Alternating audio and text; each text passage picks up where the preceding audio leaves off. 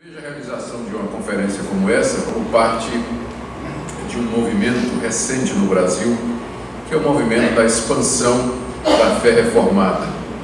Há cerca de 25 anos passados, há 30 anos passados, quando a graça de Deus me alcançou, e eu então senti que Deus me chamava para o ministério, eu era arminiano virulento, feroz mesmo, e apesar de ter sido criado numa igreja reformada, uma igreja presbiteriana, mas todo mundo é arminiano por nascimento, né?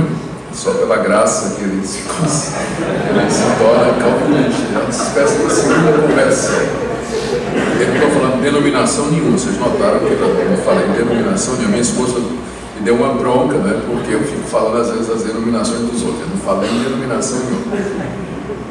E aí, quando a igreja presbiteriana resolveu me enviar como missionário, plantador de igrejas, para o interior de Pernambuco, eu primeiro servi durante um tempo plantando uma igreja no norte de Recife, na região de Olinda, entre pescadores. Naquela altura eu trabalhava com os irmãos da igreja batista, embora eu tenha sido criado na igreja presbiteriana. Quando eu me converti, eu me batizei batista e trabalhei com os batistas durante algum tempo. Então, se batismo salva, eu já tenho o infantil na igreja presbiteriana e o de adulto na igreja batista, né? Então eu estou garantido se o nome do batismo salva. Então eu trabalhei com os irmãos batistas na plantação de uma igreja ao norte de Recife, na praia. Até hoje está lá essa igreja batista. E depois eu senti desejo de ir para o interior trabalhar entre os plantadores de cana. Nessa altura eu não tinha ido para o seminário, eu queria ser um evangelista, mesmo sem treinamento. E a igreja presbiteriana, a igreja batista não podia me apoiar, questões financeiras, mas a igreja presbiteriana de origem, onde eu tinha sido criado, quando o pastor soube que eu queria ir para o interior, foi atrás de mim, disse: não, a gente vai dar todo apoio. E junto com o equipamento, né, que eu levei para o interior, o pastor me deu uma coleção de sermões de Spurgeon, dessa grossura, em inglês. Eu tinha a vantagem de ter morado já nos Estados Unidos, lia o inglês com toda fluência, então ele me deu esse volume de sermões de Spurgeon, aquele grande pregador batista calvinista. E foi lendo em inglês os sermões de Spurgeon, enquanto era missionário no interior de Pernambuco, que eu passei a me considerar um reformado. Me lembro especificamente da noite em que eu li o sermão de Spurgeon, Eleição, e resolvi ler assim meio... eu já sei o que esse cara vai dizer. E quando terminei a leitura, eu estava de joelhos, convertido calvinista, né? Entendendo a predestinação e a salvação pela graça, os meus olhos como que abriram ali. E desde então, naquela época, eu me considero como dentro do campo reformado, sem com isso dizer que... eu sei que tem calvinistas que têm até dificuldade em dialogar com arminianos. Eu não tenho nenhum, porque eu fui, durante alguns anos, estive na igreja batista, conheço a fé dos irmãos batistas, fui um deles, estive entre eles, e não tenho problema nenhum em me relacionar com os irmãos de persuasão arminiana.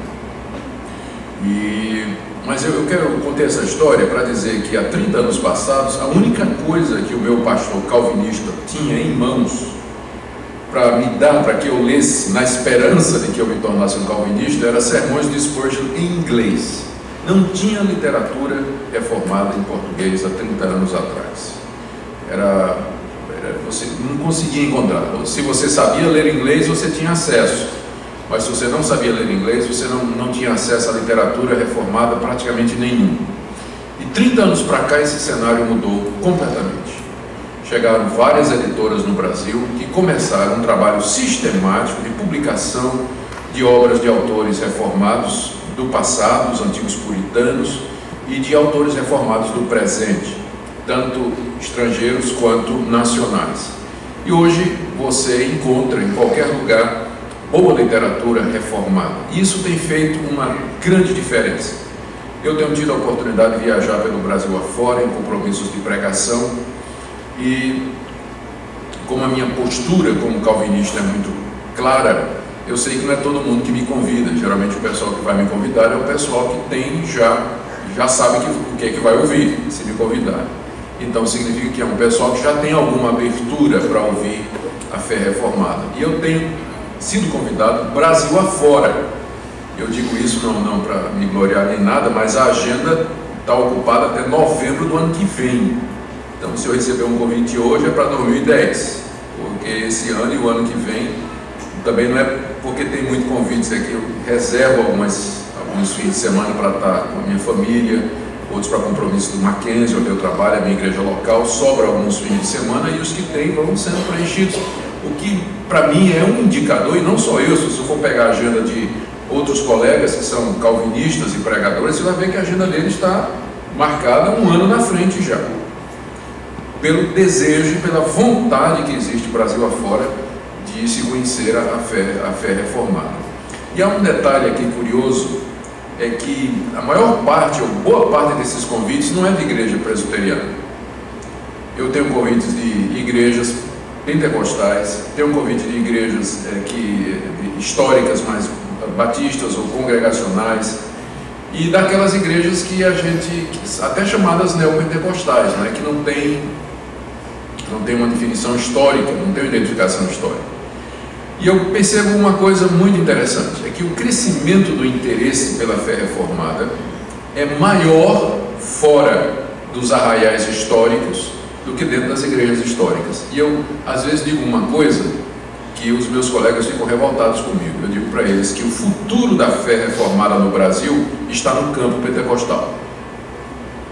Porque os pentecostais estão devorando a fé reformada. A quantidade de pastores pentecostais da Assembleia de Deus e de outras igrejas independentes dentro do pentecostalismo que tomam conhecimento da fé reformada, especialmente através das obras de Martin Lloyd-Jones, que escreveu muito sobre avivamento. O número desses pastores é muito grande. A quantidade de e-mails que nós recebemos de gente da Assembleia de Deus, de outras igrejas reformadas, que diz: pastor, eu sou reformado, mas se eu disser isso aqui, vai ser complicado, né? Como é que eu faço? Me dá uma orientação. Então, frequentemente nós estamos recebendo notícias de pessoas de outras linhas, de outras denominações, que tiveram contato com a literatura, que abraçaram as doutrinas da graça e que estão querendo definições. Algumas igrejas já surgiram. Pode parecer uma contradição em termos, mas já existe igreja pentecostal reformada. Já tem, né?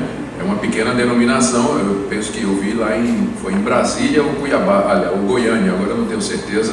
Eu fui chamado lá pelo pastor para falar para aqueles irmãos. É uma igreja pentecostal reformada. Eles são, na teologia, eles querem ser reformados, e na liturgia, eles ainda continuam lá no fogão, né? Então, está surgindo esse crescimento espantoso. A própria Assembleia de Deus, se vocês prestarem atenção nas publicações da CPAD, publicaram um livro do MacArthur, John MacArthur. O MacArthur, há cerca de 15 anos atrás, tinha um livro do MacArthur, Os Carismáticos, ou 20 anos mais ou menos, que é uma crítica violenta ao pentecostalismo. Muito dura a crítica dele. E hoje os pentecostais publicaram um livro, eu acho que tem mais de um livro do John MacArthur. Publicaram comentários de Matthew Henry, um puritano do século XVII. Publicaram um livro da Nancy Pearcey, A Verdade Absoluta, que é uma cientista que é reformada, calvinista no pensamento dela. Fizeram um lançamento lá no Mackenzie, conosco lá, não é?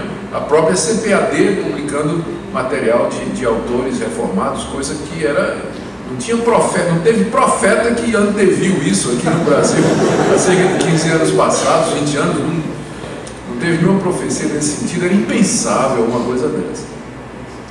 E aí esse tipo de encontros, como esse aqui, eles vêm se multiplicando no Brasil, em vários locais. Encontros relativamente pequenos, não são encontros de 1.000, 2.000, como outros encontros que tem por aí, mas geralmente são encontros de qualidade, com gente que é formador de opinião, gente representativa de suas denominações, e que vão poder multiplicar isso aí.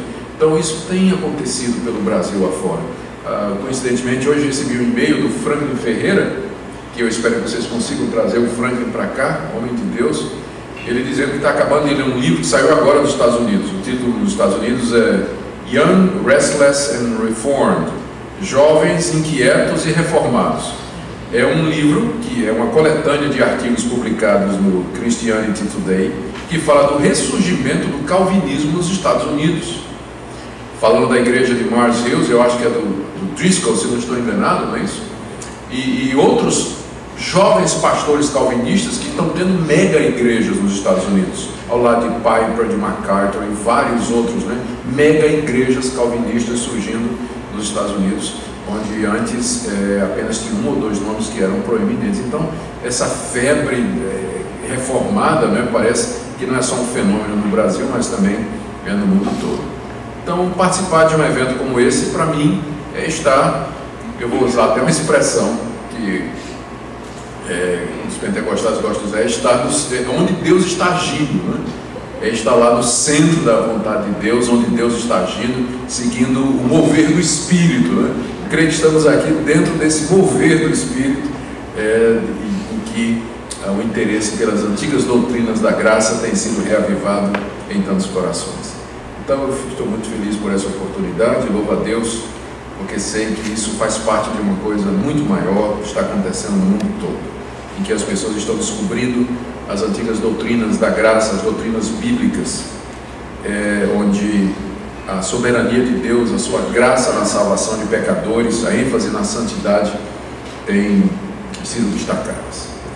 Muito bem, meus irmãos, nós vamos para a última palavra dessa noite, dessa série, em que eu vou falar a respeito do Pentecoste, em Atos 2, e dos 3 outros pequenos Pentecostes que estão relatados no livro de Atos, se é que nós podemos chamá-los assim, que aconteceu o Pentecoste samaritano, lá em Samaria, o Pentecoste de Cesareia, com a família de Cornélio, e o Pentecoste de Éfeso, com os discípulos de João Batista.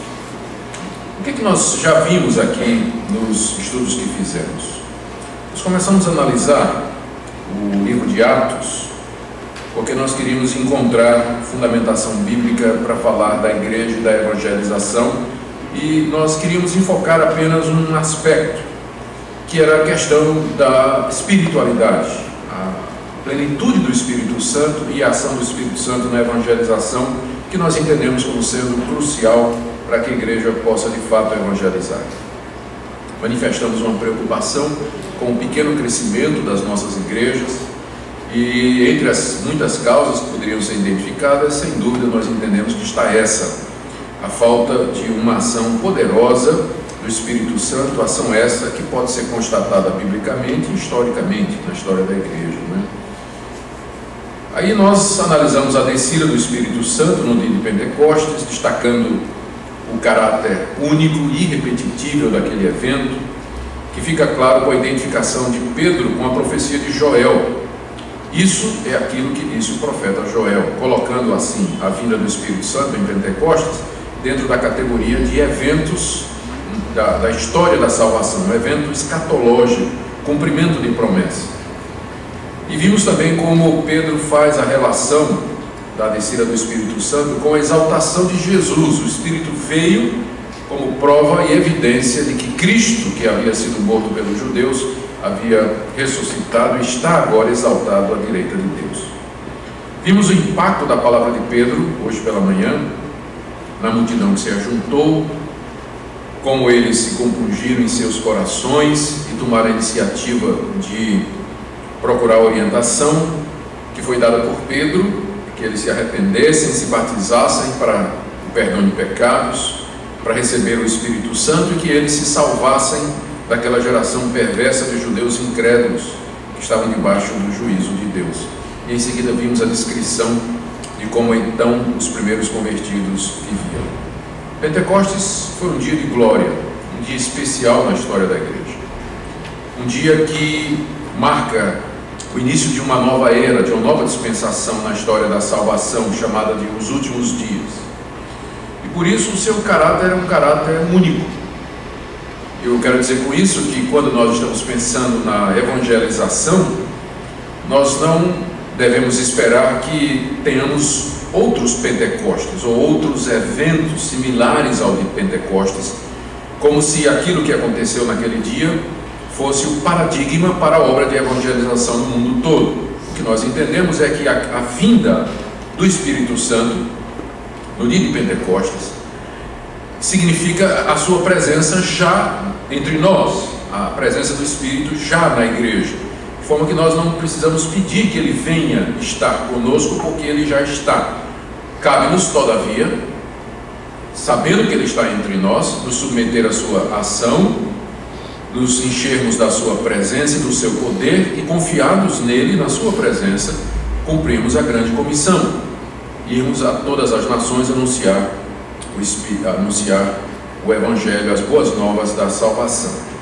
Todavia, há 3 eventos registrados no livro de Atos que parecem contradizer o que eu estou dizendo, que é exatamente o que aconteceu em Samaria, pelas mãos primeiro de Filipe e depois de Pedro e João, o que aconteceu em Cesareia, pelas mãos de Pedro, e o que aconteceu em Éfeso, depois pelas mãos de Paulo. 3 episódios muito similares ao episódio de Pentecostes. Qual é a importância de nós entendermos o que esses 3 episódios significam? A importância é essa. Se esses 3 episódios indicam que Deus está, que além do dia de Pentecostes, Deus continuou a derramar o seu Espírito Santo em poder pentecostal à sua igreja, então significa que nós estamos qualificados, ou nós podemos pedir a Deus que Ele faça a mesma coisa hoje. Porque Ele fez em Pentecostes, fez em Samaria, fez em Cesareia, fez em Éfeso. Por que Ele não faz em São Luís? Por que Ele não pode fazer aqui hoje a mesma coisa? Então a importância está nisso. O que é que nós vamos pedir a Deus em termos de poder do Espírito Santo? Então, há 2 interpretações básicas desses 3 episódios à luz de Pentecostes. Há uma interpretação que diz exatamente isso que eu falei, que Pentecostes foi apenas o primeiro de uma série de eventos que Deus fez e quer continuar a fazer na história da igreja, e que nós hoje podemos ter outros Pentecostes, e que da mesma forma como lá em Samaria, lá em Cesareia e lá em Éfeso, os apóstolos impuseram as mãos sobre pessoas que já eram crentes, hoje também os pastores, que são os sucessores dos apóstolos, podem impor as mãos sobre os crentes para que eles recebam o Espírito Santo, para que eles sejam cheios do Espírito Santo. Essa é a ideia, que é uma das ideias que está associada com essa interpretação, ou seja, a concessão do Espírito Santo a pessoas que já são crentes pelas mãos daqueles que foram autorizados por Deus para fazer isso. Uma outra linha de interpretação é que esses 3 eventos, na verdade, eles não são episódios distintos de Pentecostes, mas uma extensão daquele primeiro evento. Seriam como você chegar num lago de uma superfície tranquila, um lago cuja superfície parece um espelho, né? E você solta uma pedra. Aquela pedra cai e ela forma um primeiro círculo, que vai formar um segundo, que vai formar um terceiro e um quarto, e assim por diante. Então aqueles círculos, eles estão ligados entre si e foram provocados por um primeiro momento, que é o momento em que a pedra bateu na superfície do lago. Então essa segunda interpretação, da qual eu sou partidário, vê o Pentecostes de Samaria, o Pentecostes de Cornélio em Cesareia e de Éfeso como sendo simplesmente extensões do Pentecostes que aconteceu em Jerusalém. E com isso, com o Pentecostes de Éfeso, se completou o ciclo, ou o círculo se fechou com essa série de eventos. Eles aconteceram porque eles tinham um propósito específico dentro do plano do livro de Atos, que era que o Evangelho se espalhasse a todas as nações. Então eu quero ler esses 3 textos e à luz de Atos 2 e interpretá-los e entendê-los dessa maneira. Ao mesmo tempo em que eu vou seguir essa linha de interpretação, e vou dizer porquê, né, nós vamos mostrar, eu preciso mais uma vez dizer que, mesmo que eu não acredite que esses 4 exemplos, Pentecostes em Jerusalém e os 3 outros, mesmo que eu não acredite que esses exemplos eles são paradigmas daquilo que Deus deseja fazer hoje, mas eu acredito que nós que eles querem dizer que o Espírito Santo está presente na igreja e que nos compete buscar a plenitude desse Espírito e o poder desse Espírito para a evangelização. Longe de ser um modelo em que nós temos que clamar pelo Espírito Santo, esses acontecimentos nos asseguram que ele já está conosco e que nós devemos então, abertos para ele e para a sua ação, sair para evangelizar nessa segurança de que ele está conosco e que ele já veio para estar com a sua igreja em todas as partes do mundo. É assim que nós então queremos entender essas passagens.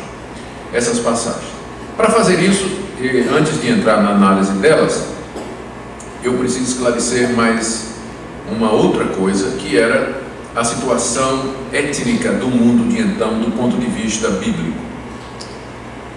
Embora houvessem muitas nações e muitos povos no período bíblico, do ponto de vista bíblico só havia 2 grupos, e no fim acabou tendo um terceiro.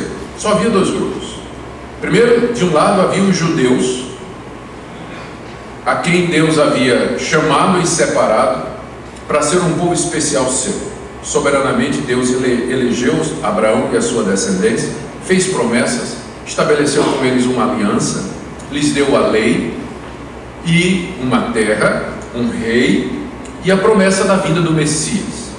Israel era separado de todas as demais nações porque era o povo peculiar e exclusivo de Deus. Deus não tinha outro povo, era somente o povo de Israel. E Deus separou o seu povo dos demais povos através de uma legislação muito clara, como por exemplo a circuncisão, como a dieta religiosa dos judeus. Os judeus não comiam aquilo que os outros povos comiam, e um calendário especial que começava com a guarda do sábado e determinadas festividades. Eram as 3 marcas da nação de Israel que separava Israel de todas as demais nações. Se você perguntasse no primeiro século o que era um judeu, então a resposta era que um judeu é aquele cidadão que circuncida, faz a operação de estimose no filho quando nasce, não come carne de porco e no sábado não faz nada. Eram as 3 marcas principais do judeu, e era assim que o judaísmo era conhecido. Os judeus eram os emblemas do judaísmo, né? E esses emblemas eles marcavam a separação da nação de Israel de todos os demais povos que faziam exatamente o contrário daquilo. Em segundo lugar estavam os demais povos, quem não era judeu, gentios, que eram chamados de as nações. Eram considerados como fora do alcance da aliança, eles estavam fora da aliança. Para que um gentio não judeu se tornasse parte do povo de Deus, ele tinha que passar a aceitar esses emblemas, ele tinha que se judaizar para poder entrar no povo de Deus no Antigo Testamento. E havia um preconceito, havia essa separação acabou virando preconceito da parte dos judeus para com os gentios. O judeu não comia na casa de gentios, não andava com gentios, não se casava com gentios a rigor, e não sentava na mesma mesa que gentios, nem entrava na casa deles, porque os consideravam como excluídos de Deus. Eles não haviam sido objeto da eleição de Deus. Além dos gentios, havia um terceiro grupo. Além dos judeus gentios, havia um terceiro grupo, que era dos samaritanos. A história dos samaritanos está no 2º livro dos Reis, capítulo 17. Quando o rei da Assíria invadiu Samaria, que era o reino do norte em Israel, capital do reino do norte em Israel, isso muitos anos antes de Cristo, ele levou cativo quase todo o povo judeu. A região de Samaria fica ao norte. Ele levou cativo quase todo o povo judeu, e aí trouxe da Assíria moradores, para que morassem juntamente com os judeus que ficaram ali naquela região de Samaria. E esses pagãos que vieram trazidos pelo rei da Síria para povoar aquela colônia recém-conquistada, eles trouxeram também as suas religiões e os seus costumes. E aí se cruzaram com os judeus.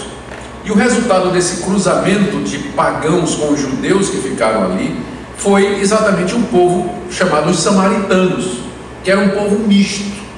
Era uma mistura de judeu com gentio. Não era um povo puro, não eram totalmente gentios, porque eles tinham, inclusive, a lei de Moisés, eles tinham preservado o Torá samaritano, que era até um pouco diferente da Torá dos judeus, eles tinham preservado, tinha sacerdotes que conheciam a religião de Israel, mas ao lado de Deus eles adoravam Baal e adoravam seus deuses. Era um povo misto, e esse era um povo que ficava ali na fronteira de Israel, mais no lado norte. A Galileia ficava ali pertinho, quando você olha no mapa. Então o judeu, se ele já não gostava dos gentios, ele tinha um verdadeiro asco pelos samaritanos, porque era um povo misturado. Era um povo cuja religião era a religião sincrética. Era uma religião sincrética. Tanto no Novo Testamento nós temos exemplo desse desprezo. Lembra quando Jesus atravessou Samaria, sentou à margem de um poço, e ali foi servido por uma mulher samaritana e começou a conversar com ela, e os discípulos chegaram e disseram: está conversando primeiro com a mulher, né? E depois a mulher samaritana. Os discípulos ficaram escandalizados que Jesus estava conversando com a mulher e a mulher era samaritana. Os judeus, quando quiseram insultar Jesus, disseram assim: tu és samaritano e tens demônio. Chamaram o judeu de samaritano, era um insulto, né? E quando Jesus quis explicar quem é o próximo, contou a parábola de um samaritano que ajudou um judeu. É para mostrar que o meu próximo é quem precisa de mim, mesmo que eu seja um samaritano e que ele seja um judeu. Então havia esse preconceito horroroso. Bom, os primeiros convertidos, conforme nós lemos aqui em Atos 2, eram todos judeus. Aqueles 3.000 que se converteram, eles eram judeus, ou dali de Jerusalém, ou judeus que tinham vindo de outras partes do mundo onde moravam. Mas todos eram judeus. E quando eles se tornaram cristãos, o preconceito deles para com os samaritanos e para com os gentios não acabou, não.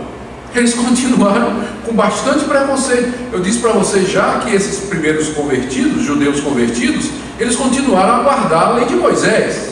Eles continuaram a circuncidar os filhos, iam para o templo 3 vezes por dia, se reuniam no templo, faziam voto, provavelmente não comiam carne de porco, não comiam sangue. Eles continuaram a manter aqueles 3 emblemas.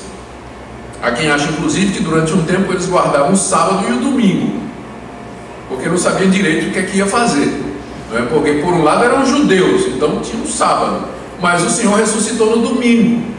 Então há uma incerteza em Jerusalém durante um tempo a respeito do dia correto de que eles haveriam de guardar. Mas o meu ponto aqui é esse: imagine você chegar para esses convertidos, esses cristãos que eram todos judeus e ainda mantinham as tradições judaicas, a cultura judaica, o pensamento judaico, e dizer: ide por todo o mundo e pregai o evangelho a toda criatura, façam discípulos em Samaria, Senhor, fazer discípulos dos samaritanos e até os confins da terra. Ah, não, de jeito nenhum. Eles não entenderam o ide. A igreja de Jerusalém, aquele grande avivamento que nós vimos aqui em Atos 2, ele tinha um pequeno defeito, como todo avivamento, no fim acaba tendo também uma mistura aí, não é? Ele não gerou visão missionária. Todo mundo estava contente em ficar em Jerusalém. Afinal, o céu havia descido em Jerusalém, não é? Havia conversões em massa na cidade, aquela comunhão maravilhosa, os apóstolos fazendo sinais e prodígios, e todo mundo esqueceu o ide. Todo mundo feliz da vida, ninguém queria ir embora, né? Exatamente quando estavam lá no alto do Monte da Transfiguração, que queriam fazer cabanas e morar lá para todo sempre, quando tinha um endemoniado precisando de ajuda no pé do monte. O que fazer para convencer os primeiros cristãos, para convencer inclusive os apóstolos, de que aquela festa ali em Jerusalém, aquela festa espiritual de Pentecostes, era era o começo, não era para ficar ali festejando, não, que tinha um mundo que aguardava ser conquistado pelo Evangelho. Como convencê-los? O caminho de Deus foi simples. Deus resolveu dar um Pentecostes, ou fazer com que os judeus vissem os samaritanos recebendo o Espírito, os gentios recebendo o Espírito, e mais um grupo, que era o grupo de transição, que eram os discípulos de João Batista, que conheciam o batismo de João, mas que ainda não tinham recebido o Espírito Santo. Deus resolveu repetir, esse era o plano desde o início, Pentecostes, na presença de apóstolos, com esses dois grupos e mais os discípulos de João Batista, para ficar claro que Deus nos estava trazendo a todos para a igreja. Era essa a única maneira de convencer os judeus de que o Evangelho era para ser levado aos gentios. Então é isso que esses 3 episódios distintos representam. Eles não são uma amostra do que é que Deus quer fazer em todas as épocas, mas eles são aqueles círculos concêntricos de Pentecostes. Pentecostes não estaria completo, no dia de Pentecostes só tinha judeus. Para que a igreja estivesse completa, era necessário que os samaritanos, os gentios e aquela turma da passagem do Antigo Testamento para o Novo fossem incluídos em Pentecostes. E aí a igreja está completa. E uma vez que isso foi feito, nós não precisamos mais de repetição do Pentecostes, porque os gentios já foram batizados com o Espírito Santo, eles já foram incluídos, os samaritanos também, e o pessoal de transição do Antigo Testamento para o Novo também. Então a igreja está completa, o Espírito está nela, e agora ela pode com autoridade anunciar o Evangelho a todas as nações. É assim então que nós vamos entender esses 3 episódios. Esses 3 episódios, narrados em Atos 8, Atos 10 e Atos 19, eu falei 18 mesmo, na verdade Atos 19, respectivamente, eles têm em comum 4 coisas. Primeiro, uma definição dos grupos que foram alcançados. Segundo, a presença de um apóstolo para a concessão do Espírito Santo. Terceiro, o dom de línguas como um sinal externo de que o Espírito Santo havia descido. São esses pontos aqui que unem esses 3 relatos. E nós vamos então dar uma olhada em cada um deles e fazer essa relação. Primeiro, vamos para o Pentecostes samaritano, Atos capítulo 8.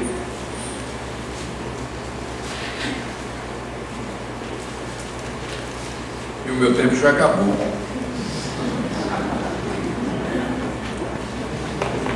São 9h25, mas eu já está 9h30, né? Tem 5 minutos.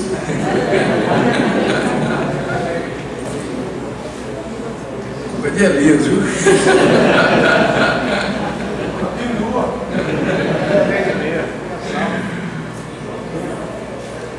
Vamos correr aqui. Em Atos capítulo 8, eu não vou ler o texto todo para poupar tempo, e além do mais é conhecido dos irmãos. Nós lemos aí do verso 1 até o verso 3 do capítulo 8, da grande perseguição que veio sobre a igreja por causa de Estevão. E aí fugiram todos. Deus começou o ide assim, botando os caras para fora de Jerusalém. Só tinha um jeito, que era perseguição, né? E os apóstolos não foram, porque estavam presos provavelmente. E alguém até já disse que a melhor maneira de colocar a igreja para evangelizar é mandar prender os pastores. E aí os membros então vão trabalhar, que os pastores estão presos, né? Foi o que aconteceu aqui, né? A igreja se dispersou, e à medida que ela se dispersava, ela começou a anunciar o evangelho fora de Jerusalém. E a primeira região que foi atingida era a região de Samaria, que estava ao redor, norte de Jerusalém. É o que diz o verso 4, os que foram dispersos iam por toda parte pregando a palavra. E aí Filipe, que era um dos 7 que haviam sido escolhidos para servir as mesas, em Atos capítulo 6, diz, o nome dele aparece lá no verso 5, com destaque, onde diz que ele, juntamente com os outros, eram homens cheios do Espírito Santo.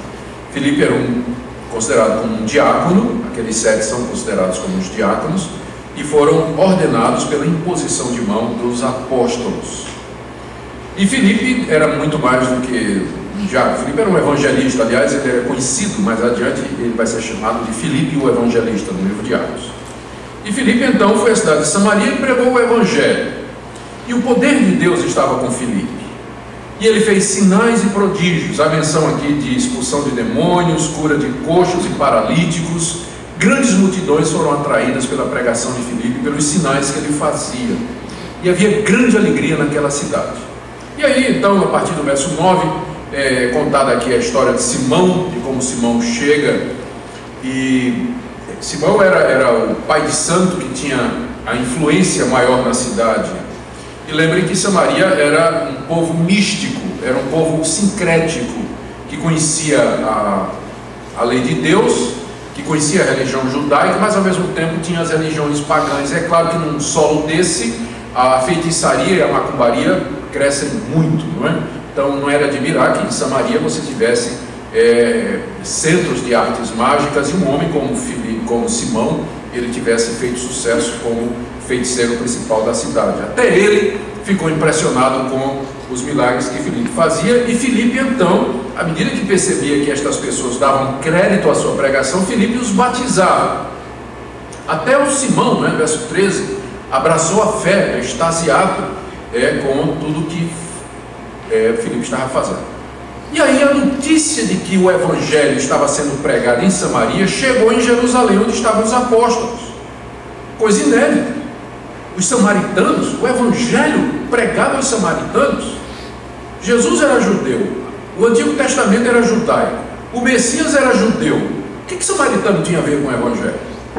Então, mas tiveram notícia de que os samaritanos estavam ouvindo o evangelho. Aí o que é que os apóstolos fizeram no verso 14? Eles enviaram Pedro e João, 2 apóstolos, foram lá ver o que estava acontecendo. E quando chegaram lá, eles verificaram, o texto não diz, não é? Mas eles verificaram que estava faltando alguma coisa. É que o Espírito Santo ainda não havia descido sobre eles. Não havia descido sobre eles. E aí o que é que eles fizeram? Verso 15. Oraram por eles para que recebesse o Espírito Santo, porque não havia ainda descido sobre nenhum deles, mas somente tinham sido batizados em nome do Senhor Jesus. Verso 17. Então lhes impunham as mãos e recebiam estes o Espírito Santo. E diz que, no verso 18, vendo Simão que pelo fato de imporem os apóstolos as mãos era concedido o Espírito Santo, ofereceu-lhes dinheiro. Como é que eles sabiam que o Espírito Santo era concedido pelas mãos dos apóstolos? Porque eles falavam em línguas, exatamente como em Pentecostes.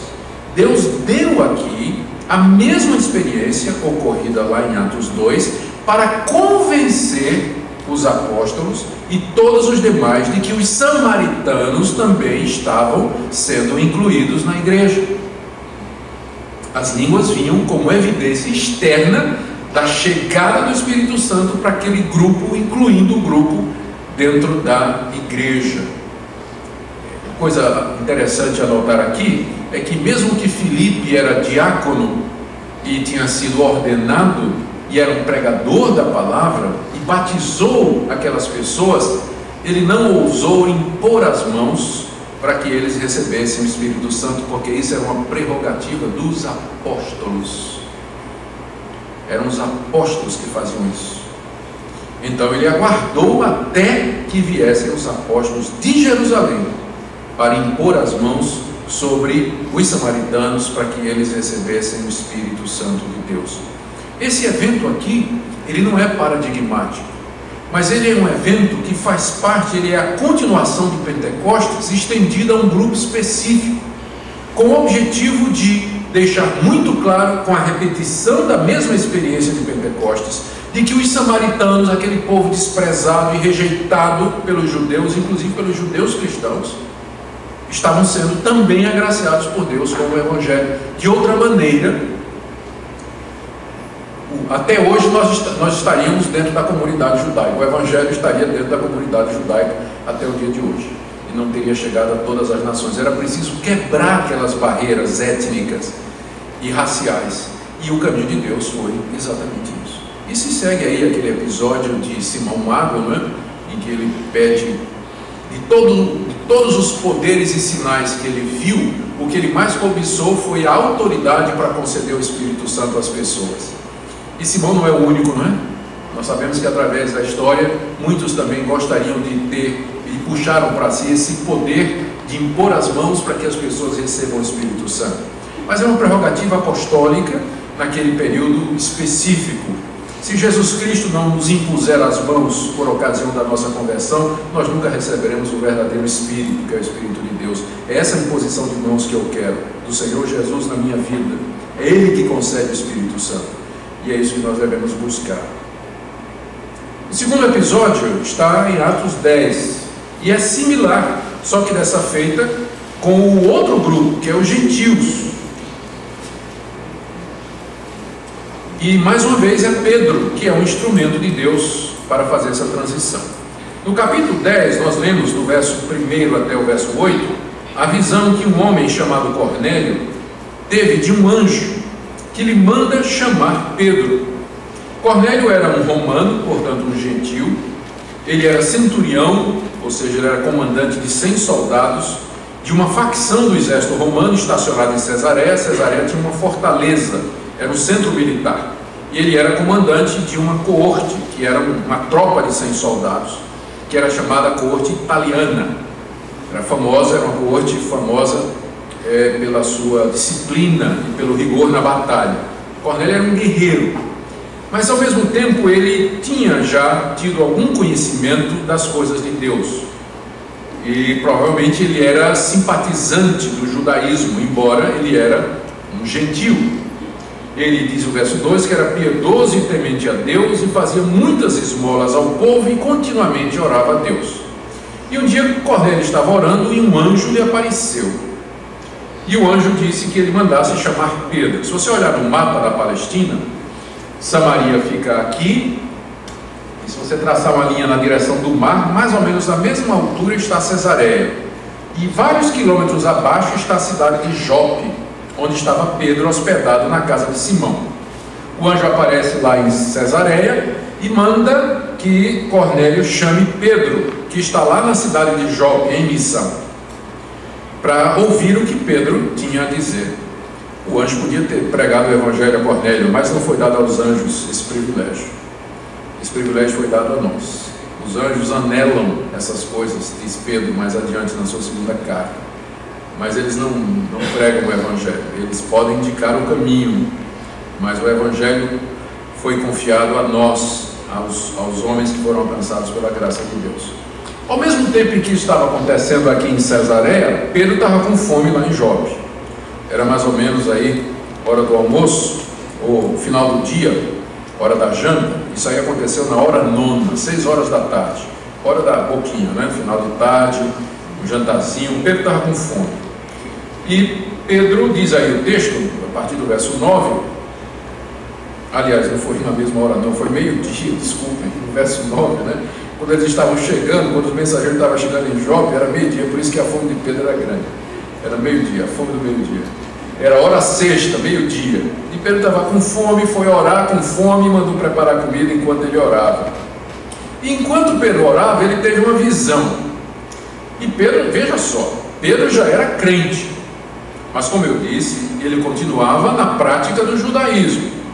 Na visão, Deus baixava um grande lençol, vocês todos sabem desse episódio, e dentro do lençol estava cheio de animal, estavam animais de todo tipo, inclusive aqueles animais impuros, considerados impuros pela lei de Moisés, que era vedado aos judeus. E aquele lençol desceu, cheio de todos aqueles animais, devia ter um leitãozinho lá também no meio. E então a voz dizia: Pedro, levanta, mata e come. E Pedro olhou aqueles animais e disse: Senhor, de maneira nenhuma, porque eu nunca comi um animal imundo. Veja só, ele já era apóstolo de Cristo, era crente, mas ele ainda guardava a dieta religiosa dos judeus. Daí, meu ponto é esse: como era difícil para esse pessoal ir para os gentios e para os samaritanos. Senhor, como é que eu vou fazer isso? Eu nunca comi nada impuro. 3 vezes essa visão se repetiu e Pedro ficou sem saber o que era. E Pedro se recusava, né? É até uma contradição dizer: não, Senhor, Se ele é Senhor, como é que você vai dizer não para ele, né? Não, Senhor, é uma contradição em termos. Mas ele disse, não, Senhor, não vou comer. Não vou comer de maneira nenhuma. E Pedro não entendeu o que era. Até que o pessoal vem e diz, Pedro, tem gente aí fora querendo falar contigo. Pedro desceu e eram os emissários de Cornélio, que contaram para ele toda a história e disseram que Cornélio estava esperando para ouvir a palavra de Deus. Aí Pedro toma alguns irmãos judeus convertidos, crentes, não é? E faz a viagem lá de Cesareia, desce pelo litoral até Jope, talvez a viagem de um dia a pé.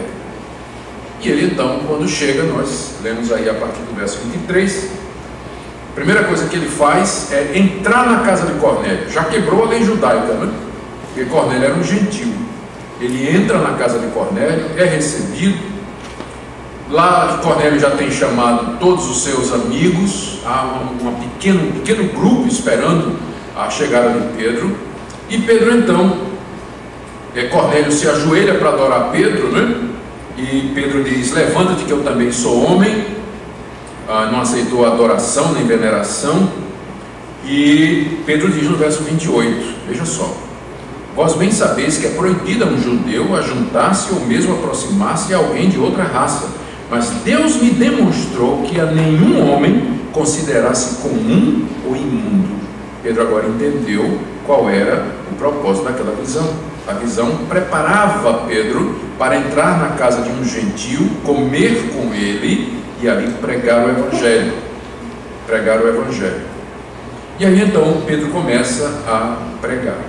Ele ouve o relato de Cornélio, começa a pregar o Evangelho. No verso 36, verso 34, falou Pedro dizendo, reconheço por verdade que Deus não faz acepção de pessoas. Pelo contrário, em qualquer nação, aquele que o teme faz o que é justo e é aceitável.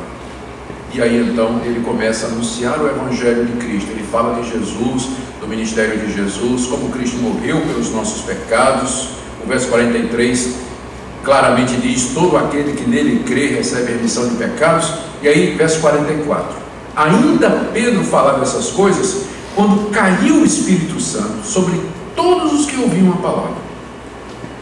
E os fiéis, os crentes que eram da circuncisão, que eram aqueles que Pedro tinha trazido com ele, que vieram com Pedro, admiraram-se, porque também sobre os gentios foi derramado o dom do Espírito Santo, pois os ouviam falando em línguas e engrandecendo a Deus.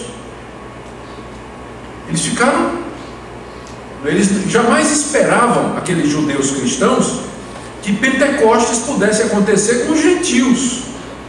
Mas agora eles estavam vendo. Como é que eles sabiam que o Espírito Santo tinha descido sobre eles? Pelo dom de línguas, que tinha como propósito evidenciar aquele momento e deixar com muita clareza, e que era a mesma coisa que tinha acontecido com os apóstolos e os 120 lá no dia de Pentecostes. Eles ficaram admirados que o dom do Espírito havia sido derramado sobre eles.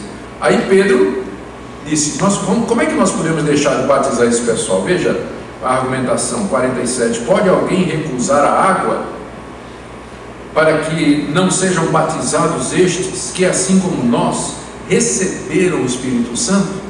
O argumento de Pedro é, eles receberam o Espírito Santo assim como nós recebemos. Ou seja, Deus nos está trazendo os gentios também para dentro da igreja. A prova é que eles receberam o Espírito Santo como também nós recebemos. Verso 48, então ordenou que fossem batizados em nome de Jesus Cristo. Então lhe pediram que permanecesse com eles por alguns dias. E aí, capítulo 11, o pessoal lá em Jerusalém tem conhecimento disso. Aí interpelam Pedro. Verso 2, quando Pedro subiu a Jerusalém, os que eram da circuncisão, que eram judeus convertidos ao cristianismo, mas queriam ainda guardar toda a lei de Moisés, reclamaram de Pedro. Verso 3, entraste em casa de homens incircuncisos e comestes com eles. Veja como era forte ainda o preconceito na igreja de Jerusalém contra os gentios. Você entrou na casa de gente incircuncisa, de gentios. E esse pessoal era crente. Quer dizer, eles não tinham a visão, a barreira era muito grande. Como é que eles poderiam pregar o Evangelho ao mundo com esse preconceito? Era necessário que Deus quebrasse essas barreiras preconceituosas para que eles entendessem que Deus agora não era mais Deus somente dos judeus, mas era Deus das nações, coisa que inclusive está no Antigo Testamento, mas que eles não tinham compreendido. Aí Pedro então começa a explicar, e aí veja o verso 15 da explicação de Pedro: quando porém comecei a falar, caiu o Espírito Santo sobre eles, como também sobre nós no princípio. Então me lembrei da palavra do Senhor, quando disse: João na verdade batizou com água, mas vós sereis batizados com o Espírito Santo. Pois se Deus lhes concedeu o mesmo dom que a nós nos outorgou quando cremos no Senhor Jesus, quem era eu para que pudesse resistir a Deus? E ouvindo eles estas coisas, apaziguaram-se e glorificaram a Deus, dizendo: logo também aos gentios foi por Deus concedido o arrependimento para a vida. Então o propósito de Deus se concretizou. A igreja de Jerusalém reconheceu que os gentios também eram alvos da graça de Deus e da pregação do Evangelho. Mas foi preciso o quê? Toda a visão de Cornélio, a visão de Pedro e o Pentecostes gentílico, igual ao Pentecostes lá de Atos 2, para convencer a igreja de que os samaritanos e os gentios estavam também incluídos. É interessante, apenas um detalhe aqui, no verso 15, quando Pedro diz: quando comecei a falar, caiu o Espírito Santo sobre eles, como também sobre nós no princípio. Pedro não tinha nenhum outro fato recente para se reportar. Ele não disse assim: o Espírito Santo caiu sobre eles como caiu sobre nós ontem, como caiu sobre nós ontem, uma semana atrás. Ele só tem um episódio para se referir, que é o de Pentecostes, que tinha acontecido talvez 3, 4 anos passados, o que mostra de que não era uma coisa que acontecia todo dia na igreja primitiva, porque senão Pedro poderia ter referido: olha, sobre eles como caiu sobre nós ontem, lá na nossa reunião de oração. Mas ele só lembrava lá de Atos 2, lá no início, como caiu sobre nós no princípio, que é uma evidência de que isso não era uma coisa que acontecia todo dia, não era um fato constante, como às vezes as pessoas pensam que é, e oram e pedem que isso seja a constante da vida delas. O terceiro episódio está em Atos. Meu tempo já foi, não vou nem falar mais nisso, já foi embora. Atos 19. Muitos anos depois, Paulo já tinha entrado em cena. O foco agora do livro de Atos não é mais o ministério de Pedro, mas é o ministério de Paulo. Paulo chega em Éfeso, Atos 19. Como é pequeno o relato, eu vou ler. Aconteceu que, estando Apolo em Corinto, Paulo, tendo passado pelas regiões mais altas, chegou a Éfeso, e achando ali alguns discípulos, perguntou-lhes: recebestes porventura o Espírito Santo quando crestes? Ao que eles responderam: pelo contrário, nem mesmo ouvimos que existe o Espírito Santo. Então Paulo, presbiterianos, né, provavelmente. Então Paulo perguntou: em que, pois, fostes batizados? Responderam: no batismo de João. Disse-lhes Paulo: João realizou batismo de arrependimento, dizendo ao povo que cresce naquele que vinha depois dele, a saber, em Jesus. Eles, tendo ouvido isso, foram batizados em nome do Senhor Jesus, e impondo-lhes Paulo as mãos, veio sobre eles o Espírito Santo, e tanto falavam em línguas como profetizavam, e eram ao todo uns 12 homens. Percebam aqui algumas semelhanças desse episódio com os episódios anteriores. Primeiro, a presença de um apóstolo, através de quem o Espírito Santo é dado, pela imposição de mãos. Segundo, a pregação do Evangelho centralizado na pessoa de Cristo. Terceiro, as línguas como evidência de que o Espírito Santo havia chegado. E quarto, a definição de um grupo específico. Esse grupo era um grupo de discípulos de João. Eles provavelmente eram judeus que estavam na região do deserto, na região de Jerusalém, cerca de 20 anos passados, 20 anos mais ou menos, 15 a 20 anos antes, quando João Batista estava pregando o batismo de arrependimento no deserto, e eles haviam se batizado, estavam entre aqueles que tinham sido batizados por João, o batismo de arrependimento. A nossa tradução aqui, ela pode ser diferente. Eu até penso que talvez fosse esse o sentido. Porque quando Paulo perguntou se eles receberam o Espírito Santo, quando creram, Paulo deve ter percebido alguma deficiência na fé daqueles irmãos, daí a pergunta, eles disseram que nem ouviram que existia o Espírito Santo. Ora, isso não é possível, porque João Batista disse: eu batizo vocês com água, mas aquele que vem depois de mim vai batizá-los com o Espírito Santo. O Espírito Santo fazia parte da mensagem de João Batista. Então, alguns tradutores entendem que esse verbo, é uma tradução difícil, literalmente está dizendo: nem mesmo ouvimos que há o Espírito Santo, mas há no sentido de que ele chegou, de que ele veio, que portanto ele existe agora, que está presente.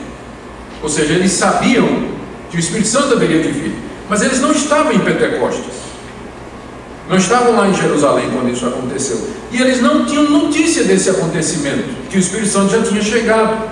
Então eles faziam parte de um grupo que era intermediário, eram como os crentes do Antigo Testamento, que viviam ainda com base na promessa. E Paulo então impõe as mãos sobre eles, falando a respeito de Jesus, e o Espírito vem sobre eles, como veio sobre Cornélio, como veio sobre os samaritanos e como veio sobre os judeus no dia de Pentecostes. E eles então falam em línguas e profetizam. E é curioso que eram 12, né? Também o número dos apóstolos, talvez seja uma coincidência, ou uma jesuicidência, né? A gente não sabe. Mas aqui estão então esses 3 episódios. O que fazemos com esses 3 episódios? Eu não creio que esses 3 episódios, depois disso nós não temos mais notícia no livro de Atos, a narrativa do restante do trabalho de Paulo. Depois disso nós não temos mais relato no livro de Atos de que a mesma coisa aconteceu com outros grupos, porque agora fechou o ciclo. Todos os grupos estão incluídos, todos eles passaram por Pentecostes. Os judeus, os judeus que não estavam lá naquele dia, os samaritanos, os gentios. Com isso Deus mostra que a sua graça e o seu favor são estendidos agora a todas as nações, a todas as etnias e a todos os grupos. Esses Pentecostes que aconteceram era a maneira de Deus convencer a igreja nascente da abrangência do Evangelho, da extensão da sua graça, e de que o ide é para valer, é a todas as nações, porque Deus recebe agora a todos pela fé em Cristo Jesus, e a todos dá o dom do Espírito Santo. O que é que nós faremos então diante de tudo isso? Eu creio, meus irmãos, que a lição para nós é muito clara. Primeiro, a nossa tarefa e a nossa responsabilidade de evangelizar o mundo inteiro. Deus já abriu as portas da sua igreja para todas as nações. E é uma igreja internacional, é uma igreja que tem membros de todas as tribos, povos e línguas desse mundo. E a tarefa é muito grande, e ela está inacabada. Mas o fato de que Deus agiu dessa maneira, convencendo os apóstolos e os primeiros cristãos da extensão do Evangelho, já mostra o interesse dele em estar com a igreja, abençoar a igreja, capacitar a igreja no trabalho missionário, no trabalho de missões e de evangelização. Esses episódios nos convencem de que o poder de Deus está disponível na igreja, está presente na igreja, para converter as pessoas, quem quer que elas sejam. Esses episódios nos mostram que nós precisamos estar em plena dependência de Deus e debaixo da ação do Espírito Santo para que essa tarefa se concretize. E tudo isso nos leva a orar e pedir a Deus, não que Ele faça um Pentecostes brasileiro, né? Que nós já fomos incluídos lá em Cornélio, estávamos em Cornélio quando ele foi batizado com o Espírito Santo, mas orar a Deus para que aqueles que estavam representados lá em Cesareia, quando o Espírito Santo desceu sobre Cornélio, o primeiro gentil a receber o Evangelho, que aqueles que estavam ali representados, eles sejam alcançados pela graça, que o poder de Deus esteja sobre nós, que Deus nos capacite a anunciar o seu Evangelho a todas as nações. Se alguém perguntar a respeito das línguas, vocês percebem que o objetivo das línguas era atestar a chegada do Espírito Santo sobre aqueles grupos específicos. A posição da Igreja Presbiteriana do Brasil, porque eu sei que essa é uma pergunta que todo mundo faz, a posição da Igreja Presbiteriana do Brasil não é uma posição cessacionista, no sentido de que esse dom não acontece mais. A posição da Igreja Presbiteriana do Brasil, a posição oficial, é que exegeticamente falando, nós não temos como dizer que esse dom cessou. Mas historicamente a igreja viveu sem esse dom durante 2 milênios. Alcançou o mundo, evangelizou países, traduziu a Bíblia, edificou-se. Então, no mínimo, esse dom é dispensável. No mínimo, a igreja vive sem ele. Se aqueles que estão querendo dizer que esse dom está de volta, cabe a eles o ônus da prova. E isso que eles estão praticando e vendo, eles têm que provar. Cabe a eles a demonstração de que esse dom é o mesmo dom do Novo Testamento. Ou seja, idiomas falados no poder do Espírito Santo, com tradução, 2 ou 3 por vez, e que tem intérprete. 1 Coríntios 14. Então cabe a eles se comportar como o Novo Testamento diz que esse dom é para ser usado, certo? Então essa é a posição da igreja presbiteriana do Brasil. Eu sei que cada um de nós deve ter alguma experiência para contar. Eu respeito todas as experiências, certo? E deixo nas mãos de Deus. Se quiser conversar em nível de ideias, fica mais fácil, porque a gente não entra na questão pessoal e eu não perco o amigo. Então, na discussão das ideias, todos poderemos discutir. Mas para mim é claro, eu sei que não é claro para todos, mas eu quando leio, para mim é claro que a função das línguas naqueles episódios era atestar exatamente que o Espírito tinha vindo para aqueles grupos. Os apóstolos precisavam de uma evidência de que aquilo havia acontecido. E a evidência era o milagre que aconteceu com eles no Pentecostes, que é repetido aqui. Afora isso, nós pouco entendemos da necessidade ou da função desse dom, mas isso fica nas mãos do Deus soberano e sábio, cujos caminhos não são os nossos. A Ele então toda a glória. Deus nos abençoe para que sejamos uma igreja cheia do poder de Deus para evangelizar o mundo. Amém.